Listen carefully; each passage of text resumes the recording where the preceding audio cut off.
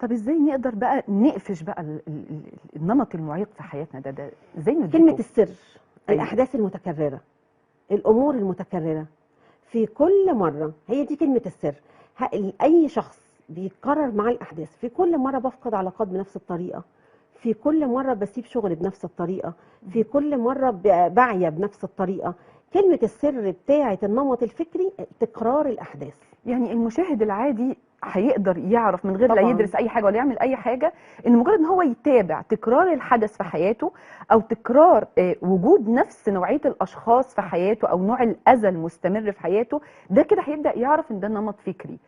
يبدا يعمل ايه لما يبدا يرصده؟ يعني هو خلاص قعد وعرف واكتشف النمط، يقدر يعمل ايه عشان يبدا يغيره؟ هو الأول يدرك الدايرة المغلقة، أهو النمط الفكري دايرة مغلقة هو بيلف فيها. مهم. في كل مرة حد بيتأخر عليا أنا بعمل نفس رد الفعل، لأني عندي الرياكشن إن لما حد يتأخر عليا بيعرفني إن هو بيستهين بيا، فأنا بطلع المقاومة بتاعت الاستهانة دي، فأعلن الاستهانة دي فاغلط فيه وأعمل عليه إسقاط. أنا شعرت بالإهانة فهين اللي قدامي، ما هو ده نمط فكري. اسقاط ده نمط نضاره انا شفت من خلالها الموضوع. في كل مره بدخل علاقه بقرب، اول ما اقرب من مساحه معينه احس ان انا خلاص مش قادره اكمل وانسحب، ما هو ده النمط الانسحابي. كل واحد لو حط كلمه في كل مره وساب دماغه ترمي له جمله هيلاقي الجمله، وكده يبقى مسك النمط الفكري.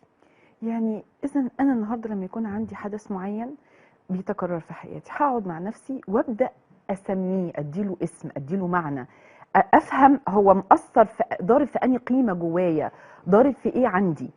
كده انا فاهمه كده معاكي مظبوط؟ هو كده كده النمط الفكري مش هيوريكي حاجه ضاربه في القيمه، اوكي. لان ضربه القيمه بتعمل الم نفسي. هو اه. مش هيعمل الم نفسي. تعالي نشوف بنت مثلا، يعني كانت في علاقه وفركشتها، مهم. سابت شريكها، هتلاقيها دايما تقول ايه؟ انا مش هاممني، انا مش فارق معايا. مهم. ما هو ده نمط فكري. هي حطت الالم النفسي بتاع الالم النفسي اللي عندها، ايا كان هو ايه، الالم النفسي من الفقد او الالم النفسي اللي تسببته لها العلاقه. ما هو يا اما اتألمت فسابت، يا اما لما سابت اتألمت. مم. في الحالتين الالم النفسي اتحط ورا الحجاب، ورا حجاب الانكار. ده حجاب تاني خالص، نضاره تانيه خالص. الانكار، انا مش فارق معايا، انا مش هاممني، فتحط ورا. مهم. فهي مش هتشوف القيمه اصلا، الضربه اللي جت في القيمه مش هتشوفها. خبيتها اصلا، خلاص خبيتها. حصل لها مهم. طمس.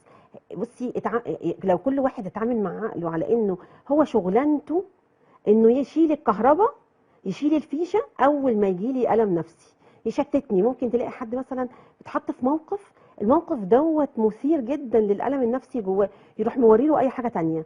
يشتته في اي حته تانية، يجيب له اي فكره تانية. هو ده يوري له العصفوره. اهم حاجه مهم. عنده انه ما يشوفش الالم النفسي، دي شغلانته.